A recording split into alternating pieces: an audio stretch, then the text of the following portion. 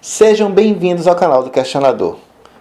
Olavo de Carvalho já se declarou que em determinado período de sua vida ele era comunista. E hoje em dia todos nós sabemos que ele é um dos mais anticomunistas que existem aqui na face da Terra.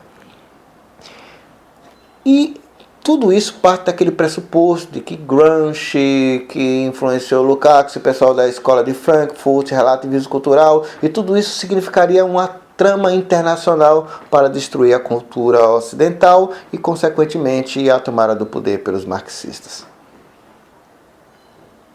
Você quer entender essa história direitinho? Entender a gênese de tudo isso? Você vai encontrar aqui no Questionador. Vamos começar?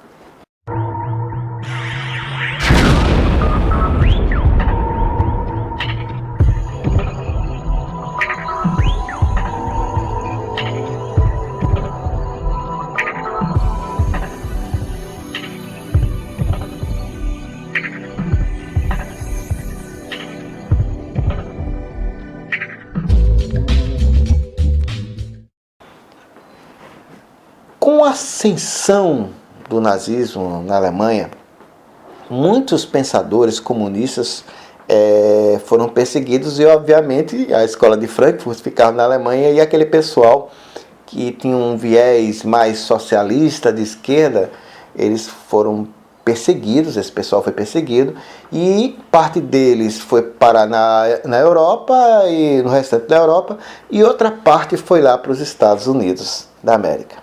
Logicamente, com a chegada desse pessoal, despertou uma suspeita de que existiriam interesses comunistas para subverter a ordem nos Estados Unidos. E com o fim da Segunda Guerra Mundial, estavam lá os três grandes em Berlim, posando lado a lado. Churchill, da Inglaterra, Roosevelt, dos Estados Unidos, e Stalin, da União Soviética. O Churchill, apesar de sua importância, ele seria talvez ele ganharia um Oscar de ator coadjuvante, onde o Oscar dos personagens principais ficariam com a União Soviética e com os Estados Unidos. Ou seja, o mundo ficaria bipartido ideologicamente e assim quase todo o Oriente ficaria sob domínio da União Soviética e quase todo o Ocidente ficaria sob domínio intelectual dos Estados Unidos, ou seguiria a filosofia americana. E, logicamente, os Estados Unidos sempre defenderam seus valores de liberdade, igualdade, plagiando um pouquinho a Revolução Francesa, mas prezando, logicamente, o ideal norte-americano, a liberdade de poder vender, comprar propriedade, essas coisas, que vem bem, acho que o Weber explica um pouquinho melhor isso, a origem disso tudo, né?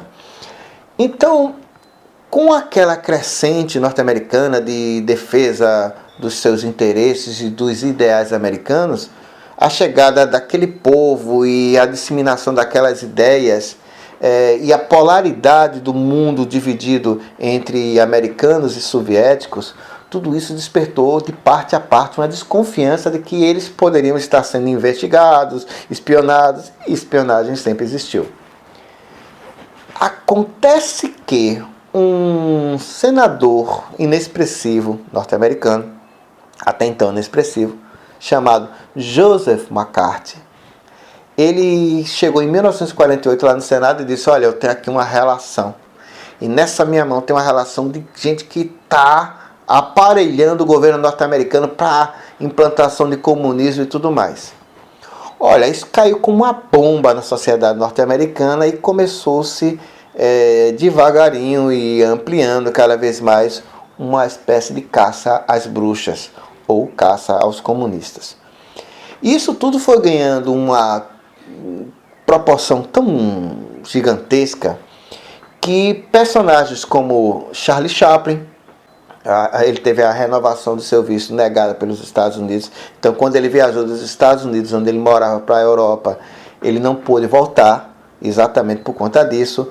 O Walt Disney também foi investigado como comunista. O Humphrey Bogart também foi investigado como comunista. Em resumo, muitas pessoas importantes daquela época foram investigados e tiveram, logicamente, sua carreira nos Estados Unidos destruída, né, por conta dessa perseguição. Paranoia ou não, o importante dizer é que se você quiser algum tipo referencial de entender como o que foi essa história, o que foi o macartismo para a história americana e para o mundo, você pode, por incrível que pareça, no Wikipédia tem uma matéria bem redondinha sobre o assunto e, logicamente, como uma boa matéria, ele lá tem fontes de referência onde você pode pesquisar. Agora, a mãe Google pode também te dar muitos caminhos para você entender essa ideia do macartismo. No entanto, contudo, todavia, eu acho que tem um filme que poderá ajudar você a compreender essa época do macartismo, que é o filme denominado Boa Noite, Boa Sorte, que por sinal foi dirigido por George Clooney e tem um grande elenco, até o Robert Downey Jr., o Homem de Ferro, participa desse filme. E não é um filme espetacular, não é um filme com grandes emoções. É um filme quase que histórico. Para você ter uma ideia, eles nem contrataram um ator para ser o Joseph McCarthy. Eles utilizam as próprias falas e imagens do Joseph McCarthy para que ele interaja com os demais atores. Então o filme não é um filme com muita emoção, mas é um filme quase que um documentário para você entender o que foi essa época do McCarthy, né? Então o que é que resultou? O Ed Murray, ou Edward Murray, que era um jornalista da CBS, denunciou os excessos do Joseph McCarthy. E isso tudo culminou com um voto de censura no Senado americano, que resultou em 67 contra 22, fazendo com que o senador McCarthy ficasse desacreditado e que ele, na realidade, vivesse a partir daí no ostracismo e morreu aos 48 anos de idade, né? Parece que essa história estaria vencida a partir de então, mas não, o assunto não estava encerrado. Em 1998, com essa mesma ideia de que tem comunista dentro do feijão, tem comunista com recardão lá dentro do armário, tem comunista dentro da privada, ressurgiria isso tudo, agora com um nome, em princípio, que deveria ser doutrinário, ou seja, o marxismo cultural. Então não pense você que o marxismo cultural é uma coisa acadêmica. Não, isso é um estereótipo criado pela direita norte-americana, cunhado por esse William S. Lind, que estabeleceu essa ideia de marxismo cultural, mas não trazia nada de novo, senão aquela velha ideia de comunista em todo canto, e que o Gramsci, que o Lukács, e que o pessoal da escola de Frankfurt.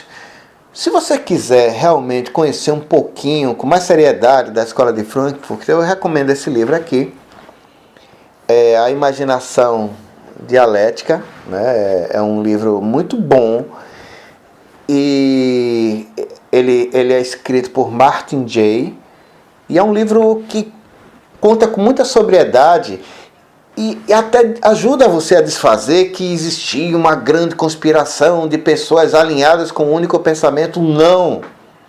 A escola de Frankfurt era repleta de pessoas com os mais variados tipos de pensamento. Não existia aquela uniformidade de raciocínio como tentam fazer esse pessoal que fazem análises estereotipadas de tudo, tentam fazer você acreditar. Olha, o Olavo de Carvalho, ele, para fazer valer seus argumentos, ele chega mesmo a difamar determinadas figuras históricas. E lembro que teve um artigo lá que ele escreveu alguma coisa sobre o Lukács compartilhar sua mulher com outras pessoas. Eu juro que eu tentei procurar o fundamento dessa ideia do Olavo de Carvalho. Como eu não encontrei nenhuma literatura que corroborasse isso, se você tiver, por favor, me passe. Aí o que é que eu fiz? Eu entrei em contato com o Instituto Lukács aqui no Brasil, que é dirigido lá, acredito que ainda hoje seja pelo Sérgio Lessa, que é a maior autoridade em Lukács no Brasil. Mandei perguntar essa história, isso procede? Eu mandei o artigo para ele. Aí o Isso foi em 2013, tá? Isso foi uma informação que eu guardei apenas para mim e eu estou tornando isso público somente agora. Por conta disso. Então ele respondeu, o Sérgio Lessa, na verdade, deixa eu colocar, o Olavo de Carvalho colocou assim, que ele achava a coisa mais natural do mundo repartir sua mulher com algum interessado.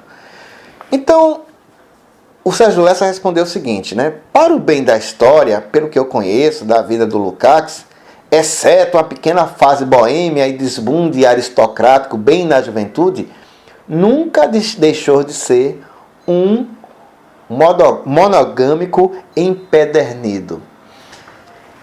Então isso tudo é muito importante que a gente perceba que muito do que se fala em termos de discurso sobre isso, sobre aquilo, às vezes é contaminado pela própria filosofia.